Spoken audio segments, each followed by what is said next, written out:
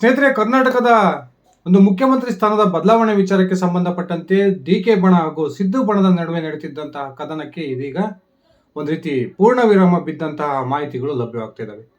ಒಂದ್ ಕಡೆ ಡಿ.ಕೆ. ಶಿವಕುಮಾರ್ ಮತ್ತೆ ಸಿದ್ದರಾಮಯ್ಯನವರ ನಡುವಿನ ಜಟಾಪಟಿಯಲ್ಲಿ ಇದೀಗ ಸಿದ್ದರಾಮಯ್ಯನವರ ಕೈ ಮೇಲಾಗಿದೆ ಅನ್ನುವ ಒಂದು ಸ್ಪಷ್ಟ ಮಾಹಿತಿಗಳು ಕಾಂಗ್ರೆಸ್ ಮೂಲಗಳಿಂದ ಸಿಗ್ತಾ ಇದ್ದು, ಮುಖ್ಯಮಂತ್ರಿ ಆಗ್ಬೇಕು ಅನ್ನುವ ಕನಸನ್ನ ಇಟ್ಕೊಂಡಿದ್ದಂತಹ ಡಿ.ಕೆ. ಶಿವಕುಮಾರ್ಗೆ ತಾನೇ ನಂಬಿದ್ದಂತಹ ಕಾಂಗ್ರೆಸ್ನ ಮಹಾನ್ ನಾಯಕ ರಾಹುಲ್ ಗಾಂಧಿ ಇದೀಗ ಡೈನಮೈಟ್ ಅನ್ನ ಇಟ್ಟಿದ್ದಾರೆ ಅನ್ನುವ ಒಂದು ಸ್ಪಷ್ಟ ಸುಳಿವುಗಳು ಸಿಗ್ತಾ ಇದ್ದು, ಡಿ.ಕೆ. ಶಿವಕುಮಾರ್ ಮುಂದೆ ಯಾವ ಒಂದು ನಿರ್ಧಾರವನ್ನ ತೆಗೆದುಕೊಳ್ತಾರೆ ಅನ್ನುವ ಅಚ್ಚರಿ ಎಲ್ಲರನ್ನೂ ಕೂಡ ಕಾಣ್ತಾ ಇದೆ. ಇತ್ತೀಚೆಗೆ ಕೇವಲ 1 ತಿಂಗಳ ಅವಧಿಯಲ್ಲಿ 5 ಬಾರಿ ದೆಹಲಿಯ ಪ್ರವಾಸವನ್ನ ಕೈಗೊಂಡಿದ್ದಂತಹ ಮುಖ್ಯಮಂತ್ರಿ ಸಿದ್ದರಾಮಯ್ಯ ಹಾಗೂ ಡಿ.ಕೆ. ಶಿವಕುಮಾರ್ ಅವರಿಗೆ ಕಾಂಗ್ರೆಸ್ನ ಹೈಕಮಾಂಡ್ ನಾಯಕರು ಭೇಟಿಗೆ ಅವಕಾಶವನ್ನ ಕೊಡದೆ ರಾಜ್ಯಕ್ಕೆ ವಾಪಸ್ ಕಳಿಸಿದ್ದನ್ನ ನಾವು ಹಿಂದೆನೆ ಒಂದು ಸುದ್ದಿಯನ್ನ ಮಾಡಿದ್ವಿ.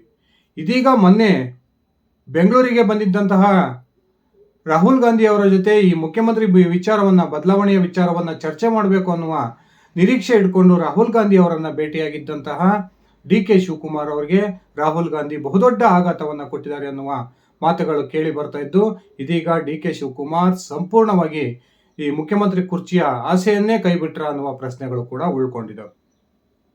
ಬನ್ನಿ ಸ್ನೇಹಿತರೆ, ಹಾಗಾದ್ರೆ ಮೊನ್ನೆ ಬೆಂಗಳೂರಿನ ಖಾಸಗಿ ಹೋಟೆಲ್ನಲ್ಲಿ ನಡೆದಂತಹ ಡಿನ್ನರ್ ಪಾರ್ಟಿಯ ಸಂದರ್ಭದಲ್ಲಿ ಡಿ.ಕೆ. ಶಿವಕುಮಾರ್ ಮತ್ತೆ ರಾಹುಲ್ ಗಾಂಧಿ ಅವರ ನಡುವೆ ನಡೆದಂತಹ ಮಾತುಕತೆ ಏನು, ನಿಜಕ್ಕೂ ಡಿ.ಕೆ. ಶಿವಕುಮಾರ್ ಅವರಿಗೆ ರಾಹುಲ್ ಗಾಂಧಿ ಕುರ್ಚಿಯ ವಿಚಾರದಲ್ಲಿ ಕೊಟ್ಟಂತಹ ಒಂದು ಹೇಳಿಕೆ ಏನು ಅನ್ನೋದನ್ನ ತಿಳ್ಕೊಂಡು ಬರೋಣ. ಅದಕ್ಕಿಂತ ಮುಂಚೆ ನೀವಿನ್ನು ನನ್ನ ಇಟ್ಕೆಯ ಮಂತ್ ಯೂಟ್ಯೂಬ್ ಚಾನಲ್ಗೆ ಸಬ್ಸ್ಕ್ರೈಬ್ ಮಾಡ್ಕೊಂಡಿಲ್ಲ ಅಂದ್ರೆ ದಯವಿಟ್ಟು ಸಬ್ಸ್ಕ್ರೈಬ್ ಮಾಡಿಕೊಂಡು ಬೆಲ್ ಬಟನ್ನ ಕ್ಲಿಕ್ ಮಾಡಿ.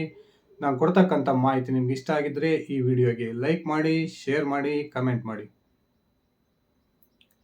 ವೀಕ್ಷಕರೇ, 2023ರ ಚುನಾವಣೆಯ ಸಂದರ್ಭದಲ್ಲಿ ಕಾಂಗ್ರೆಸ್ 136 ಶಾಸಕರ ಬಲದೊಂದಿಗೆ ಅಧಿಕಾರಕ್ಕೆ ಬಂದಂತಹ ಸಂದರ್ಭದಲ್ಲಿಯೇ ಸಿದ್ದರಾಮಯ್ಯ ಮತ್ತು ಡಿ.ಕೆ. ಶಿವಕುಮಾರ್ ನಡುವೆ ಮುಖ್ಯಮಂತ್ರಿಯ ಕುರ್ಚಿಗೆ ಜಟಾಪಟಿ ನಡೆದಿದ್ದು, ಸುಮಾರು 1 ವಾರಗಳ ಕಾಲ ಈ ಒಂದು ಜಟಾಪಟಿ ಮುಂದುವರೆದಿತ್ತು. ಕೊನೆಗೆ ಅನಿವಾರ್ಯವಾಗಿ ಕಾಂಗ್ರೆಸ್ನ ಹೈಕಮಾಂಡ್ ಈ ಒಂದು ವಿಚಾರಕ್ಕೆ ಮಧ್ಯಪ್ರವೇಶ ಮಾಡಿತು. ಸಿದ್ದರಾಮಯ್ಯ ಮತ್ತು ಡಿ.ಕೆ. ಶಿವಕುಮಾರ್ ಅವರ ನಡುವೆ ಒಂದು ಸಂಧಾನ ಏರ್ಪಡ್ತು ಅನ್ನುವ ಮಾತುಗಳು ಕೇಳಿ ಬಂದಿದ್ದು, ಇಬ್ಬರ ನಡುವೆ ಅಧಿಕಾರ ಹಂಚಿಕೆ ಆಗಿದೆ ಅನ್ನುವ ಒಂದು ಚರ್ಚೆಗಳು ಈ ಕ್ಷಣಕ್ಕೂ ಕೂಡ ನಡೀತಿದ್ದಾವೆ. ಇತ್ತೀಚೆಗೆ 2-3 ತಿಂಗಳಿಂದ ಈಚೆಗೆ ಸಿದ್ದರಾಮಯ್ಯ ತನ್ನ ಮುಖ್ಯಮಂತ್ರಿಯಾಗಿ 2ನೇ ಅವಧಿಯ 30 ತಿಂಗಳು ಪೂರೈಸತಕ್ಕಂಥ ಏನು ಸಮಯ ಹತ್ರಕ್ಕೆ ಬರ್ತಿರ್ತಕ್ಕಂಥ ಈ ಸಂದರ್ಭದಲ್ಲಿ ಡಿ.ಕೆ. ಬೆಂಬಲಿಗರು ಮತ್ತೊಮ್ಮೆ ಮುಖ್ಯಮಂತ್ರಿ ಬದಲಾವಣೆ ವಿಚಾರವನ್ನ ಬಹಿರಂಗವಾಗಿ ಚರ್ಚೆ ಮಾಡೋದಕ್ಕೆ ಸ್ಟಾರ್ಟ್ ಮಾಡಿದರು. ತೀರಾ ತಾಳ್ಮೆ ಇದ್ದಂತಹ ಸಿದ್ದರಾಮಯ್ಯ ಯಾವಾಗ ಪದೇ ಪದೇ ಕಾಂಗ್ರೆಸ್ನ ರಾಜ್ಯ ಉಸ್ತುವಾರಿ ರಣದೀಪ್ ಸಿಂಗ್ ಸುರ್ಜೇವಾಲಾ ಅವರು ರಾಜ್ಯಕ್ಕೆ ಬಂದು ಸಿದ್ದರಾಮಯ್ಯನವರ ವಿರುದ್ಧ ಶಾಸಕರ ಅಭಿಪ್ರಾಯವನ್ನು ಸಂಗ್ರಹಿಸುವ ಪ್ರಯತ್ನ ಮಾಡ್ತಾ ಇದ್ದಾರೆ ಅನ್ನುವ ಮಾಹಿತಿ ಸಿದ್ದರಾಮಯ್ಯನವರಿಗೆ ಪಕ್ಕವ ತಿಳಿತೋ, ಅದಾದ ನಂತರ ಸಿದ್ದರಾಮಯ್ಯ ಸಿಡಿದೆದ್ರು.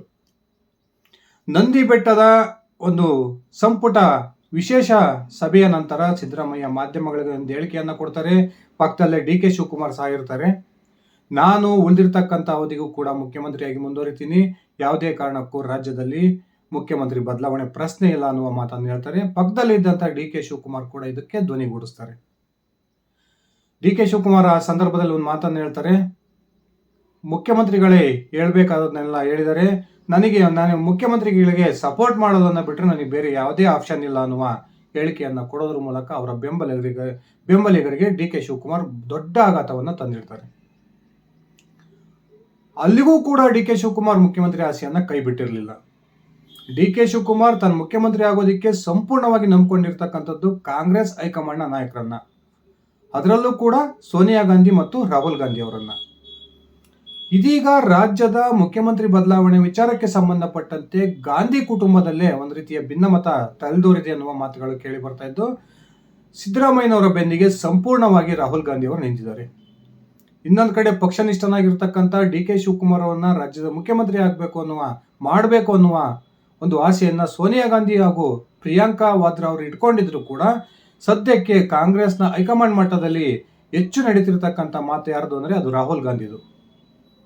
ರಾಹುಲ್ ಗಾಂಧಿ ಕರ್ನಾಟಕ ಮುಖ್ಯಮಂತ್ರಿಯ ಬದಲಾವಣೆ ವಿಚಾರಕ್ಕೆ ಸಂಬಂಧಪಟ್ಟಂತೆ ಸದ್ಯಕ್ಕೆ ಯಾವ ನಿರ್ಧಾರವನ್ನು ತೆಗೆದುಕೊಳ್ಳೋದು ಬೇಡ, ಅಹಿಂದ ವರ್ಗಗಳ ಬೃಹತ್ ಬಲವನ್ನು ಹೊಂದಿರತಕ್ಕಂಥ, ಅಲ್ಲದೆ ಕಾಂಗ್ರೆಸ್ನ 136ಕ್ಕೂ ಹೆಚ್ಚು ಶಾಸಕರ ಬಲವನ್ನು ಹೊಂದಿರತಕ್ಕಂಥ ರಾಜ್ಯ ಕಾಂಗ್ರೆಸ್ನ ಶಾಸಕರು ಸಿದ್ದರಾಮಯ್ಯನವರ ಪರವಾಗಿದ್ದಾರೆ ಅನ್ನುವ ಒಂದು ಸ್ಪಷ್ಟ ಸುಳಿವು ಈಗಾಗಲೇ ರಾಹುಲ್ ಗಾಂಧಿ ಸಿಕ್ಕಿದೆ. ಇನ್ನೊಂದು ಕಡೆ ಡಿ ಕೆ ಶಿವಕುಮಾರ್ ಮೊನ್ನೆ ಕೇಂದ್ರ ಸರ್ಕಾರದ ಮತಗಳ್ಳತನದ ವಿರುದ್ಧ ಒಂದು ಹೋರಾಟವನ್ನ ಮಾಡೋದಕ್ಕೆ ಬೆಂಗಳೂರಿಗೆ ಬಂದಿದ್ದಂತಹ ರಾಹುಲ್ ಗಾಂಧಿ ಕಾಂಗ್ರೆಸ್ನ ರಾಜ್ಯ ನಾಯಕರನ್ನ ಒಂದು ಖಾಸಗಿ ಹೋಟೆಲ್ನಲ್ಲಿ ಡಿನ್ನರ್ ಮೀಟಿಂಗ್ ಅನ್ನು ಕರೀತಾರೆ. ಈ ಸಂದರ್ಭದಲ್ಲಿ ರಾಹುಲ್ ಗಾಂಧಿ ಅವರೊಂದಿಗೆ ಈ ಮುಖ್ಯಮಂತ್ರಿ ಕುರ್ಚಿಯ ಬದಲಾವಣೆ ವಿಚಾರವನ್ನ ಚರ್ಚೆ ಮಾಡಬೇಕು ಅನ್ನುವ ಬಯಕೆಯನ್ನು ಇಟ್ಕೊಂಡು ಡಿ ಕೆ ಶಿವಕುಮಾರ್ ರಾಹುಲ್ ಗಾಂಧಿ ಅವರನ್ನ ಆ ಒಂದು ಡಿನ್ನರ್ ಪಾರ್ಟಿಯಲ್ಲಿ ಭೇಟಿ ಆಗ್ತಾರೆ. ಆ ಸಂದರ್ಭದಲ್ಲಿ ರಾಹುಲ್ ಗಾಂಧಿ ಡಿ ಕೆ ಶಿವಕುಮಾರ್ ಅವರಿಗೆ ಹೇಳಿದಂತಹ ಮಾತು ಡಿ ಕೆಗೆ ಬಹುದೊಡ್ಡ ಆಘಾತವನ್ನು ತಂದೊಡ್ಡಿದೆ. ಈ ಮುಖ್ಯಮಂತ್ರಿ ಕುರ್ಚಿ ವಿಚಾರಕ್ಕೆ ಸಂಬಂಧಪಟ್ಟಂತೆ ಸದ್ಯಕ್ಕೆ ನನ್ನ ಹತ್ರ ಚರ್ಚೆ ಮಾಡಬೇಡಿ, ಆ ರೀತಿಯ ಯಾವುದೇ ಒಂದು ಪ್ರಸ್ತಾಪ ನಮ್ಮ ಮುಂದೆ ಇಲ್ಲ, ನಾವು ಅವಶ್ಯಕತೆ ಇದ್ದಾಗ ನೋಡೋಣ, ವಿಚಾರವನ್ನ ಚರ್ಚೆ ಮಾಡೋಣ ಅನ್ನೋ ಮಾತನ್ನು ಹೇಳೋದ್ರ ಮೂಲಕ ಒಂದೇ ಒಂದು ಮಾತಿನಲ್ಲಿ ಡಿ ಕೆ ಶಿವಕುಮಾರ್ ಅವರನ್ನ ರಾಹುಲ್ ಗಾಂಧಿ ಸುಮ್ ಮಾಡಿದ್ರು ಅನ್ನುವ ಒಂದು ಮಾಹಿತಿಗಳು ಕಾಂಗ್ರೆಸ್ನ ಆ ಒಂದು ಸಭೆಯಲ್ಲಿದ್ದಂತಹ ನಾಯಕರಿಂದಾನೇ ಹೊರ ಬರ್ತಾ ಇದ್ದಾವೆ. ತಾನು ರಾಜ್ಯದಲ್ಲಿ ಕಾಂಗ್ರೆಸ್ ಅನ್ನು ಅಧಿಕಾರಕ್ಕೆ ತರೋದಕ್ಕೆ ಎಲ್ಲಾ ರೀತಿಯ ತನು ಮನ ಧನದ ಒಂದು ಅರ್ಪಣೆಯ ಮೂಲಕ ರಾಜ್ಯದಲ್ಲಿ ಕಾಂಗ್ರೆಸ್ ಅನ್ನ ಅಧಿಕಾರಕ್ಕೆ ತಂದಿದ್ದಂತಹ ಡಿ ಕೆ ಶಿವಕುಮಾರ್ ಇದೀಗ ಅಕ್ಷರಶಃ ತನ್ನದೇ ಪಕ್ಷದಲ್ಲಿ ಒಬ್ಬಂಟಿಯಾಗಿದ್ದಾರೆ ಅಂದರೆ ತಪ್ಪಾಗಲ್ಲ. ಒಂದ್ ಕಡೆ ಕಾಂಗ್ರೆಸ್ನ ಹೈಕಮಾಂಡ್ ನಾಯಕರ ಮೇಲೆ ಬಲವಾದ ನಂಬಿಕೆಯನ್ನು ಇಟ್ಕೊಂಡಿದ್ದಂತಹ ಡಿ ಕೆ ಶಿವಕುಮಾರ್ಗೆ ಇದೀಗ ಅದೇ ಹೈಕಮಾಂಡ್ ನಾಯಕರು ಕೊಟ್ಟಿರ್ತಕ್ಕಂಥ ಈ ಹೊಡೆತ ನಿಜಕ್ಕೂ ಕೂಡ ಡಿ ಕೆ ಶಿವಕುಮಾರ್ ಅವರ ರಾಜಕೀಯ ಜೀವನದ ಬಹುದೊಡ್ಡ ಹಿನ್ನಡೆ ಎನ್ನುವ ಚರ್ಚೆಗಳು ನಡೀತಾ ಇದಾವೆ. ಹಾಗಾದ್ರೆ ನಿಜಕ್ಕೂ ಸಿದ್ದರಾಮಯ್ಯನವರನ್ನ ಟಚ್ ಮಾಡೋದಿಕ್ಕೆ ಯಾಕೆ ಕಾಂಗ್ರೆಸ್ ಹೈಕಮಾಂಡ್ ಹಿಂದೇಟಾಗ್ತಾ ಇದೆ? ಇದು ಪ್ರಮುಖವಾದ ಪ್ರಶ್ನೆ ಎಲ್ಲರನ್ನೂ ಕಾಡ್ತಾ ಇದೆ. ಸ್ನೇಹಿತರೆ, ನಮ್ಗೆಲ್ಲ ಗೊತ್ತಿರೋ ಪ್ರಕಾರ ಇಡೀ ದೇಶದಲ್ಲಿ ಕಾಂಗ್ರೆಸ್ ಸ್ವತಂತ್ರವಾಗಿ ಅಧಿಕಾರದಲ್ಲಿರೋದು ಹಿಮಾಚಲ ಪ್ರದೇಶ, ತೆಲಂಗಾಣ ಹಾಗೂ ಕರ್ನಾಟಕದಲ್ಲಿ ಮಾತ್ರ. ಅದರಲ್ಲೂ ಕೂಡ ತೆಲಂಗಾಣ ಮತ್ತು ಹಿಮಾಚಲ ಪ್ರದೇಶದಲ್ಲಿ ಮುಂದುವರೆದ ಜಾತಿಯ ಇಬ್ಬರು ಮುಖ್ಯಮಂತ್ರಿಗಳನ್ನ ಕಾಂಗ್ರೆಸ್ ನೇಮಕ ಮಾಡಿದ್ರೆ, ಕರ್ನಾಟಕದಲ್ಲಿ ಅಹಿಂದ ವರ್ಗದ ಅಂದ್ರೆ ಹಿಂದುಳಿದ ವರ್ಗದ ಒಬ್ಬ ಮುಖ್ಯಮಂತ್ರಿ ಅಂತ ಇದ್ರೆ ಅದು ಸಿದ್ದರಾಮಯ್ಯ ಮಾತ್ರ. ಕಾಂಗ್ರೆಸ್ 136 ಸ್ಥಾನ ಗೆಲ್ಲೋದಿಕ್ಕೆ ನಿಜಕ್ಕೂ ಕೂಡ ಸಿದ್ದರಾಮಯ್ಯನವರ ಕೊಡುಗೆ ದೊಡ್ಡ ಮಟ್ಟದಲ್ಲಿದೆ. ಒಂದು ವೇಳೆ ಸಿದ್ದರಾಮಯ್ಯನವರನ್ನ ಬಲವಂತವಾಗಿ ಕೆಳಗಿಳಿಸ್ತಕ್ಕಂಥ ಪ್ರಯತ್ನವನ್ನೇನಾದ್ರೂ ಕಾಂಗ್ರೆಸ್ ಹೈಕಮಾಂಡ್ ಮಾಡಿದ್ರೆ, ಆಗ ಸಿದ್ದರಾಮಯ್ಯ ಬೆನ್ನಿಗೆ ನಿಂತಿರ್ತಕ್ಕಂಥ ಅಹಿಂದ ವರ್ಗ ಸಂಪೂರ್ಣವಾಗಿ ಮುಂದಿನ ಚುನಾವಣೆಯಲ್ಲಿ ಕಾಂಗ್ರೆಸ್ ಅನ್ನ ಕೈಬಿಡುತ್ತೆ. ಅದಷ್ಟೇ ಅಲ್ಲದೆ ಅತ್ಯಂತ ಪಕ್ಷನಿಷ್ಠನಾಗಿರ್ತಕ್ಕಂಥ ಡಿ ಕೆ ಶಿವಕುಮಾರ್ಗೆ ತಾವು ಬೇಕಾದ್ರೆ ಕನ್ವಿನ್ಸ್ ಮಾಡಬಹುದು. ಆದರೆ ಸಿದ್ದರಾಮಯ್ಯನವರನ್ನ ಕೆಳಗಿಳಿಸಿದ್ರೆ ಸಿದ್ದರಾಮಯ್ಯನವರು ಪಕ್ಷದ ವಿರುದ್ಧ ನಿರ್ಧಾರವನ್ನು ತೆಗೆದುಕೊಳ್ಬಹುದು ಅನ್ನುವ ಅರಿವು ಕೂಡ ಕಾಂಗ್ರೆಸ್ ಹೈಕಮಾಂಡ್ ನಾಯಕರಿಗಿದೆ. ಈಗಾಗಲೇ ತಾನು ಕಟ್ಟಿ ಬೆಳೆಸಿದ್ದಂತಹ JDS ಇಂದ ಸಿಡಿದೆದ್ದು ಕಾಂಗ್ರೆಸ್ ಬಂದು 19 ವರ್ಷಗಳ ಕಾಲದಲ್ಲಿ ಸುಮಾರು 16 ವರ್ಷಗಳ ಕಾಲ ವಿವಿಧ ಹುದ್ದೆಗಳನ್ನು ಅನುಭವಿಸಿರ್ತಕ್ಕಂಥ ಸಿದ್ದರಾಮಯ್ಯ ಇದೀಗ ಕಾಂಗ್ರೆಸ್ನ ನಂಬರ್ 1 ನಾಯಕರಾಗಿದ್ದಾರೆ. ಇನ್ನೊಂದು ಕಡೆ ಕಾಂಗ್ರೆಸ್ ಹೈಕಮಾಂಡ್ ನಾಯಕರು ಹೊಸ ರೀತಿಯ ಪ್ರಯತ್ನ ಮಾಡಿದ್ರು. ರಾಷ್ಟ್ರ ರಾಜಕಾರಣಕ್ಕೆ ಸಿದ್ದರಾಮಯ್ಯನವರನ್ನ ತೆಗೆದುಕೊಂಡು ಹೋಗಬೇಕು, ಆ ಮೂಲಕ ಮುಖ್ಯಮಂತ್ರಿ ಕುರ್ಚಿಯನ್ನ ಖಾಲಿ ಮಾಡಿಸಿ ಡಿ ಕೆ ಶಿವಕುಮಾರ್ಗೆ ಆ ಕುರ್ಚಿಯನ್ನ ಕೊಡಬೇಕು ಅನ್ನುವ ಲೆಕ್ಕಾಚಾರದಲ್ಲಿದ್ರು. ಆದರೆ ಕಾಂಗ್ರೆಸ್ ಹೈಕಮಾಂಡ್ನ ನಾಯಕರ ಈ ಲೆಕ್ಕಾಚಾರವನ್ನು ಕೂಡ ಸಿದ್ದರಾಮಯ್ಯನವರು ಈಗಾಗಲೇ ತಲೆಕೆಳಗೆ ಮಾಡಿದ್ದು, ನಾನು ಯಾವುದೇ ಕಾರಣಕ್ಕೂ ರಾಷ್ಟ್ರ ರಾಜಕಾರಣಕ್ಕೆ ಹೋಗೋದಿಲ್ಲ ಅನ್ನುವ ಒಂದು ಸ್ಪಷ್ಟ ಸಂದೇಶವನ್ನ ತನ್ನ ಹೈಕಮಾಂಡ್ ನಾಯಕರಿಗೆ ರವಾನಿಸಿದ್ದಾರೆ. ಡಿ ಕೆ ಶಿವಕುಮಾರ್ ಪಕ್ಷ ಯಾವುದೇ ನಿರ್ಧಾರವನ್ನು ತೆಗೆದುಕೊಂಡ್ರೂ ಕೂಡ ಪಕ್ಷದ ಪರವಾಗಿರ್ತಾರೆ ಅನ್ನುವ ಪರಿಜ್ಞಾನವು ಕೂಡ ಕಾಂಗ್ರೆಸ್ ಹೈಕಮಾಂಡ್ ನಾಯಕರಿಗಿದ್ದು, ಒಂದು ವೇಳೆ ಸಿದ್ದರಾಮಯ್ಯನವರನ್ನ ಕೆಳಗಿಳಿಸಿದರೆ ಸಿದ್ದರಾಮಯ್ಯ ಪಕ್ಷದ ವಿರುದ್ಧ ಸಿಡಿದೇಳ್ಬಹುದು.